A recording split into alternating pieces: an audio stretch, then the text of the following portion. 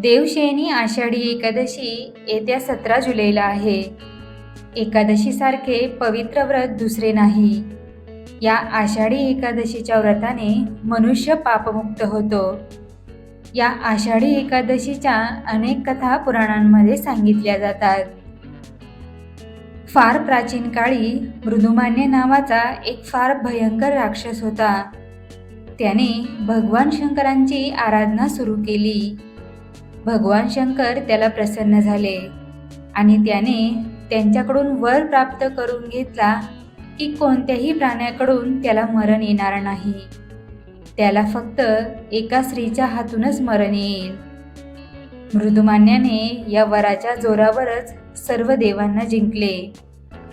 त्यानंतर मृदुमान्य भगवान विष्णूंना जिंकण्यासाठी वैकुंठामध्ये गेला.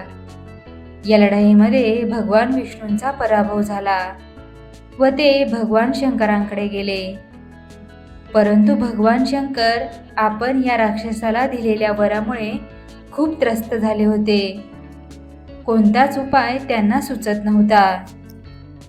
त्यानंतर ब्रह्मा, विष्णू, महेश आणि इतर सर्व देव एका गुहेमध्ये लपून बसले. सर्वांना या राक्षसापासून स्वतःची सुटका करून घ्यायची होती. त्यानंतर काही दिवसांनी ब्रह्मा, विष्णू, महेश यांच्या श्वासापासून एक देवी उत्पन्न झाली. ती देवी म्हणजे एकादशी देवी. या एकादशी देवीने सर्व देवांना अभय दिले आणि मृदुमान्याला ठार मारले. या मृदुमान्याचा पराभव केल्यानंतर सर्व देवांनी एकादशी देवीची स्तुती केली आणि तिचे आभार मानले. त्यानंतर एकादशी देवी म्हणाली, जो भक्त माझे एकादशी व्रत करेल तो सर्व पापांमधून मुक्त होईल.